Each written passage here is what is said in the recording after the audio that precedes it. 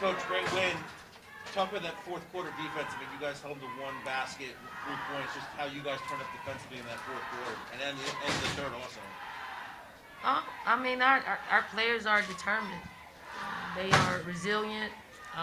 We knew exactly what we had to do, especially on the defensive side of the ball. We had to disrupt. UConn's a team in which, they're a well-oiled machine. If you allow them to just run their stuff, they've made teams look stupid. And when you have the personnel to be able to just disrupt and force them into contested shots and not uncontested shots, you give yourself a chance to win. Our defense did a super job, just for 40 minutes, and it wasn't, you didn't really see the impact in the first half. It is the third and fourth quarters are when you start feeling what our defense does to the teams. So I'm super proud of our players. All right, we'll take a couple questions from the room before we go back to the Zoom. Go ahead, and Mari. Aliyah, you had 15 rebounds, and the team as a whole had a huge edge on the glass. Was that a particular focus? I'm sure it's always a focus going into games, but specifically against UConn to just dominate that and really dominate that phase of the game. Yes, it definitely was. Coach just talked about the guards, especially when they're driving to get it up on the glass because the post players come over to help. And so I just wanted to make sure I was crashing the boards, even if I didn't put it back up, but it gave us another chance for another possession. All right, go ahead. So A'ja Wilson tweeted out that when Don Staley starts twirling that ponytail, walking to the locker room, they know that means business. So Zaya and Aliyah, I want to know what she said to y'all during halftime, as much as y'all can give us, and how that changed you around. I think Coach was pretty calm in the locker room. She just gave us a few plays that she thought would work for us, and she told us we was in the game. She kept us all motivated, and yeah, that's pretty much. She was super calm. Only did that because A'ja Wilson needed me to be a certain way because she's unfocused. Okay? Don, just this whole experience playing high-level competition and playing well against high-level competition in November, how much does that help the whole evolution of a team, and how much do you see teams evolve from November to March? Well, I mean, it's helped us a great deal. This is kind of what we've done actually since I've been coaching at Temple University. We've always played a tough schedule just to measure ourselves. We probably upped the ante a little bit, especially when we have the personnel. I mean, they've been here for 3 years. They played at a high level when they first came to South Carolina, and they need to be challenged. I mean, we could schedule some cupcakes and possibly get our younger players a little bit more playing time and experience, but you have to feed them. They want to play the very best teams in the country, and they want to measure themselves, and they want to prepare themselves for a long career in basketball. And you do that playing the best teams. All right, we're going to go back to a couple questions from the Zoom.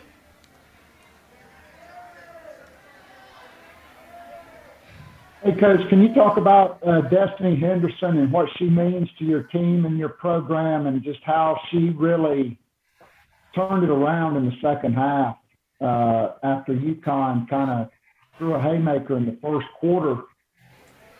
Just how big was that for her and for her confidence and for your team moving forward? I think Henny is the person that pushes tempo for us on both sides of the basketball. I mean, she's probably one of the quickest in the in the country, and she's learned how to utilize her speed. She was more deliberate in the second half, meaning she was changing her shots up at the basket in the first and second quarter, and she made the adjustment of just being more deliberate. Just go score or go put the ball up on the rim, and we have an advantage as far as rebounding because they're shot blockers. They're shot blockers. They're going to go after shots, and if we can just get it on the board and be deliberate, we give ourselves a chance to get the rebound and put back. But she's a seasoned senior point guard that's been around our program for a long time, and when you have that, it increases your chances of winning a lot. And we're super proud of Henny and her progress. Another from the Zoom. Don, it's Howard Megdal. I'm curious, you've obviously had elite defensive teams, but is it just the sheer numbers in part that help you to wear teams down this time around? And do you think that kind of depth gives you the chance to have maybe the best defensive team you've ever had at South Carolina? That's probably it. I mean, we have experience, and then we got some players that are coming off the bench that give us a totally different look, and they can up the ante when it comes to pressuring in a different way. You got LA, who is long, who can play positions 1 through 4 defensively. We got a little freshman in Bree Hall who. She's not scared. She may not do all the right things, but she is not scared. She'll stick her nose into, any player. And then you have Destiny Littleton. I mean, defense isn't her best thing, but she does what she does best defensively, which is stay in front of somebody. If she can stay in front of somebody and send them into our bigs who are shot blockers, I mean, it helps us. Do I think this is the best? You're going to get me in a little bit of trouble. But, yes, the best and the deepest. We'll do one more from the Zoom and then we'll come to Doug. Coach Joe Gorcho from WIS in Columbia. I know it's only November, but what does this win over UConn do for this team moving forward? I mean, it gives us another top 10 win. And we said it before this game. Whether we win or lose, it can only help us. Okay? And we won.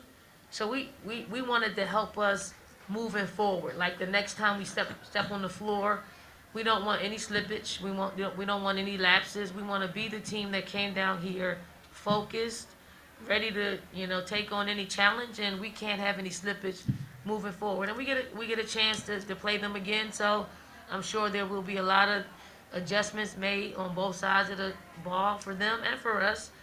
But I'm just happy for our players who are, we're determined enough to just focus in and win the basketball game. Doug, and then we'll go back to the Zoom if there's any more. For both the players, I mean, this atmosphere was electric. I mean, the fans walked through to get here and they were screaming, yelling, and cheering for you. The post-court celebration. What was that like for you guys? And Coach, just what is this whole thing like, this first experience for this tournament for women's basketball and the growth of the game, how big this game was for an early season matchup? All right. I think the atmosphere was great. Our fans, they're always great. It helped us out. I feel like I'm the type of player that do well when I have support, and now that we can finally have our fans back, it feels good.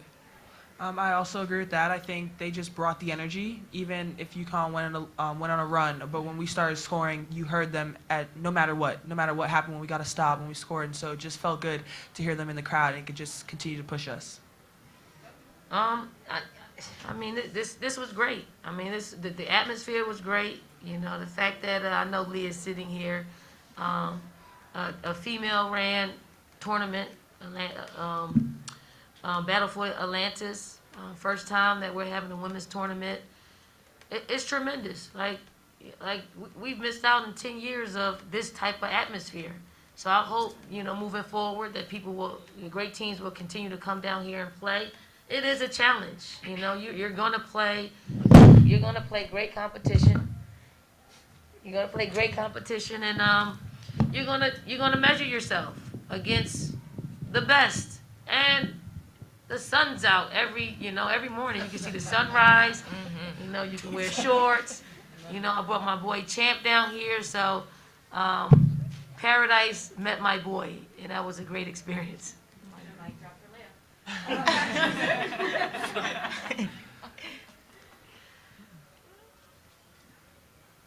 Go ahead. Hey all, this is Jackie Powell with Bleacher Report. This is a question for Aliyah. So Coach discussed on the broadcast the mental toughness that's needed to play in a game like this. I'm curious how you in particular were able to stay focused, amid the double teams that UConn kept putting on you in the first half. What adjustments did you know that you had to make?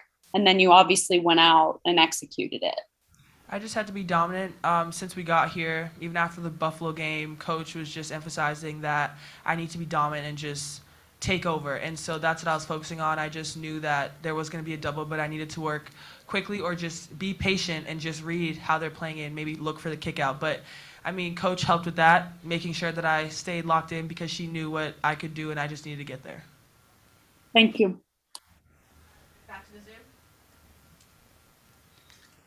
Yeah, this is also for Aliyah. Aliyah, how much was last year's game against UConn on your mind, or how much was it discussed with the team? And in particular, how have you become a better, more dominant player between then and now? I mean, we didn't really talk about last year's game too much. We came in, we have new players, so we kind of just worked on what we were gonna do to face them in this game.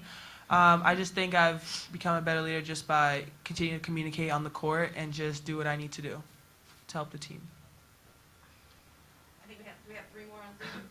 All right, go